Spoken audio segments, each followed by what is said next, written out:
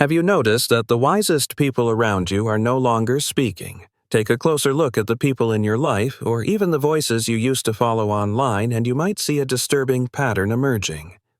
The most reflective individuals, those who used to share profound insights about life, society, and the future, are slowly withdrawing from the conversation. They are fading into the background, choosing to observe quietly while the space around them is consumed by shallow debates and aggressive triviality. But before we unravel the terrifying reason why this is happening and why you might be feeling this isolation yourself, I invite you to join us on this journey by subscribing to the channel, because understanding this phenomenon is the first step to reclaiming your own peace of mind in a chaotic world. Maybe you have felt this growing distance personally. A sinking feeling that your most important concerns and deepest reflections find absolutely no echo in the world around you. If you have ever caught yourself thinking that it is becoming impossible to find a conversation that truly matters, one that challenges your ideas, rather than just validating your anger, you are not imagining things. What you are witnessing is not a coincidence. It is a symptom of a fundamental fracture in our civilization. We are living through a unique historical moment where the silent sage is becoming the norm. This increasing isolation of those who think deeply is not the result of some misunderstood intellectual superiority or arrogance. They are not silent because they think they are better than everyone else. They are silent because the cultural environment we have built has rendered their voices inaudible. For the first time in human history, we inhabit a world where the velocity of technological change has completely surpassed our collective capacity for reflection.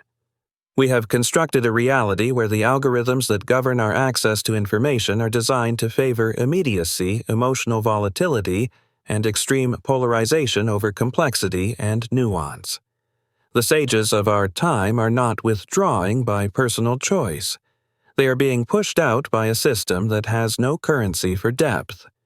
They are retreating because the deafening noise of digital modernity has made the act of deep thinking not just difficult, but culturally obsolete. To fully grasp the catastrophic magnitude of this transformation, we need to look back and understand how knowledge and wisdom were actually cultivated for thousands of years, because wisdom has never been a wild flower that grows just anywhere. It is a delicate crop that requires specific soil and climate to survive. In cultures as diverse as ancient Greece, imperial China, the medieval Islamic world, and indigenous American traditions, societies built specific physical and social spaces dedicated exclusively to contemplation and deep dialogue. The Greek agora was not merely a marketplace for trading goods, but a vibrant hub of philosophical debate, where citizens gathered under the hot sun to explore fundamental questions about justice, truth, and virtue, allowing ideas to clash and refine one another in the open air. Similarly, medieval monasteries served as stone fortresses of thought, preserving and developing knowledge through centuries of political turbulence, creating a sanctuary where silence was not an emptiness but a tool for understanding. Across the globe, Japanese tea houses created elaborate, meticulous rituals that forced participants to slow down, leaving the chaos of the world at the door to enter a space of radical presence, while Native American talking circles established sacred protocols to ensure that every voice was heard and weighed with due care before a response was ever formulated. In all these historical contexts, there was an implicit, universal recognition that wisdom does not emerge spontaneously from noise. It requires time, it requires silence, and crucially, it requires a social environment that protects these slow processes from the demands of immediate utility. The sages of those times were not isolated figures shouting into a void. They were integrated members of communities that understood the value of their insights and built structures to nurture them. Most importantly, the pace of life in these eras allowed complex ideas to be incubated over time, tested in prolonged discussions that could last days or weeks, and refined through multiple iterations before being accepted or rejected. But this social structure, which supported deep thought like a scaffolding, supports a cathedral, began to fracture with the Industrial Revolution, and has now been completely dismantled by the digital revolution of the last 20 years. We have traded the stone sanctuary for the glass screen, and in doing so, we destroyed the very habitat where wisdom lives. What we have replaced those ancient sanctuaries with is something entirely unprecedented in human history. An attention economy that operates by capturing, slicing, and monetizing every single second of human mental time. We must understand that the platforms dominating our social lives are not neutral public squares. They are sophisticated behavioral engineering machines designed with a single, ruthless objective to maximize engagement, not understanding. They operate according to the cold logic of attention capitalism, where content that generates clicks, shares, and instant emotional reactions is algorithmically favored, while reflections requiring patience, time, and contemplation are systematically buried under the avalanche of the new. The result is an informational environment that is fundamentally hostile to the kind of thinking that produces genuine wisdom. Think of it as a gladiatorial arena for the mind, but one where the rules are rigged against the thoughtful. When a complex idea that requires 15 minutes of careful explanation enters the ring against a meme that provokes a dopamine spike in half a second, the meme does not just win, it obliterates the competition. When a nuanced analysis of a complex social issue is placed alongside a simple, angry slogan that confirms what you already want to believe, the slogan dominates the conversation every single time. We are witnessing the death of nuance not because nuance is unnecessary, but because it is inefficient for the algorithm. This dynamic forces us into a corner where we invariably choose the warm comfort of confirmation over the discomfort of intellectual growth.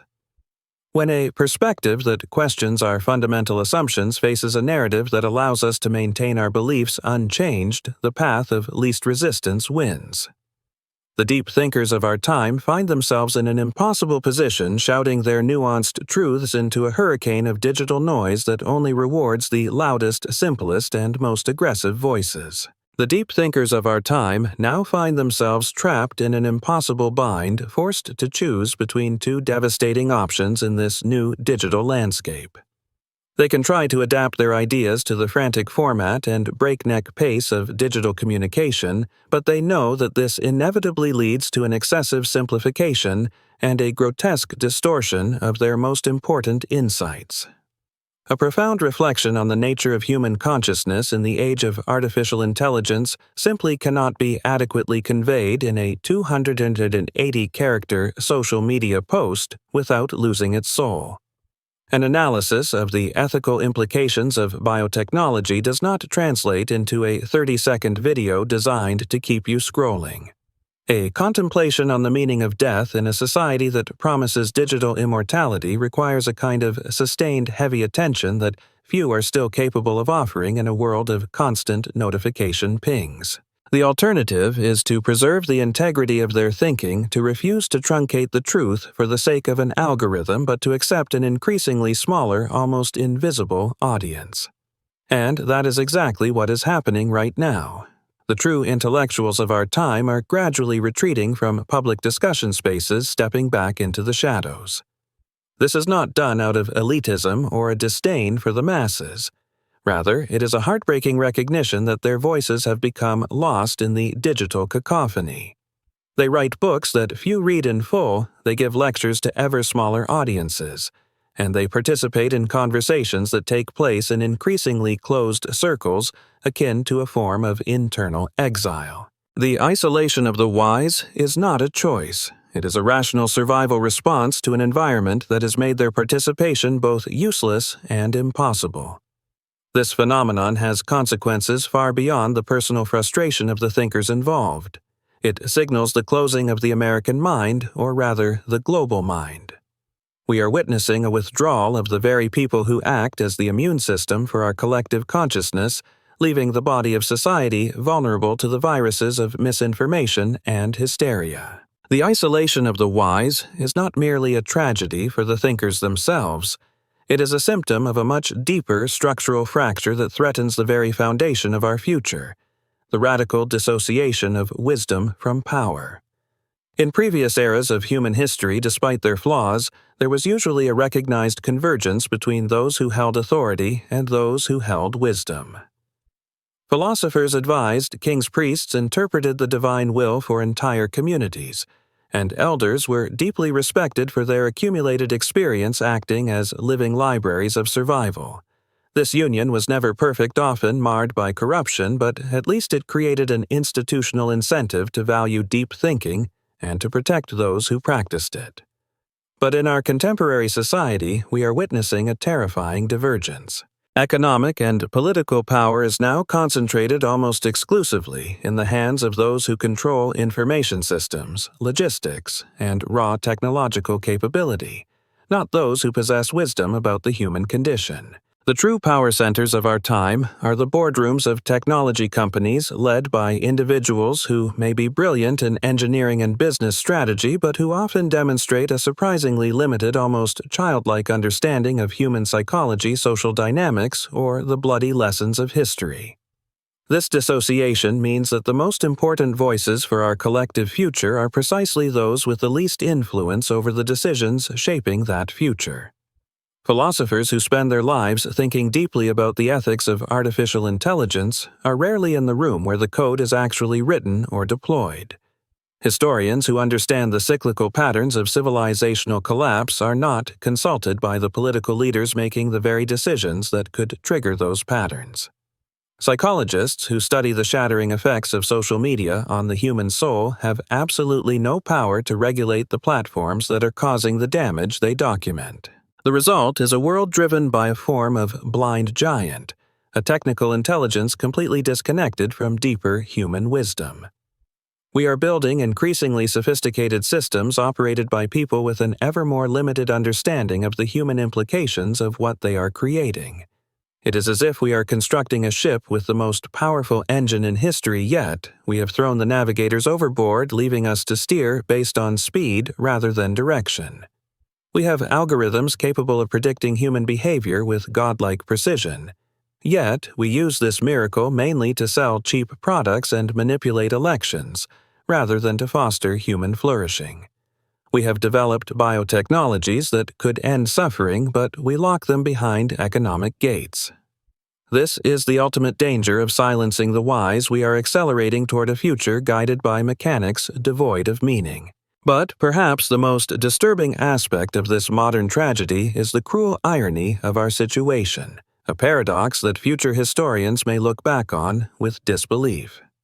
We have convinced ourselves that we live in the information age, a time of enlightenment, simply because we possess the technical ability to access the sum total of human knowledge with a single swipe of a finger.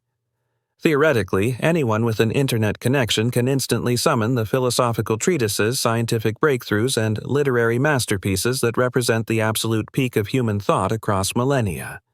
But we must brutally confront the reality that technical access is not the same as real access. We have built an infinite library, yes, but we have constructed it inside a chaotic, deafening carnival. When the quiet, demanding texts of the ancients compete for our attention against an endless, vibrant stream of content designed specifically to hack our biology with immediate emotional stimuli, wisdom becomes practically invisible. It is like standing in the middle of a fairground where vendors are constantly screaming offers, fireworks are exploding overhead, and neon lights are flashing in your eyes, and then wondering why you cannot focus on reading a difficult book about the nature of the soul. The book is there right in your hand, but the environment makes the act of reading it a physical impossibility. We are trapped in a permanent state of distraction where the vendors of the attention economy shout promises that prevent us from ever hearing our own thoughts. This problem worsens because it is no longer just about the environment outside of us. The damage has moved inside. Our capacity for sustained attention, the very muscle required for deep understanding, is being systematically eroded and atrophied by constant exposure to fragmented digital stimuli. Neurological studies are beginning to show what we all intuitively feel, that brains exposed to constant streams of digital information develop activation patterns that favor fast, superficial processing over deep, sustained reflection. We are literally rewiring our brains in real time, sculpting our own minds to be less capable of engaging with complex ideas. We are creating a generation that can process data at lightning speed, but lacks the cognitive patience to sit with a question long enough to find a meaningful answer. This creates a terrifying reversal of progress. An ordinary person today possesses more isolated facts about the world than the greatest scholars of the past. We know more about how the brain preserves memory than Buddha or Confucius ever did. Yet, despite this mountain of data, we produce far less practical insight on how to achieve inner peace, social harmony, or a life of meaning. We have replaced wisdom, which is the ability to navigate uncertainty and integrate knowledge with life experience with mere information. We have traded the compass for a map of a territory that keeps changing, leaving us with more data than any civilization in history, yet feeling more lost than ever before. But recognizing the chilling reality of this isolation does not mean we must accept this silence as our inevitable tomb. Throughout history, human societies have demonstrated a remarkable, almost miraculous capacity to recognize when their own structures have become toxic and to build new institutions that restore the balance between raw intelligence and true wisdom. However, we must be brutally honest about the nature of the solution. We cannot solve the isolation of the wise using the very systems that created the problem. We cannot cure our addiction to speed with faster apps, nor can we find depth by scrolling further down the feed. We need a fundamental radical change in how we organize our time, our attention, and our collective priorities. We are already seeing the first sparks of this resistance glowing in the margins of our society. Small, determined communities are beginning to experiment with ways of life that prioritize contemplation over consumption, depth over speed, and the quality of attention over the sheer quantity of information. There is a quiet but growing movement dedicated to the practice of slow thinking, of digital Sabbaths, and other forms of cultural rebellion against the constant grinding acceleration of modern life. These are not just lifestyle choices, they are acts of defiance. Entrepreneurs are building physical spaces designed specifically to banish the noise and facilitate deep conversation.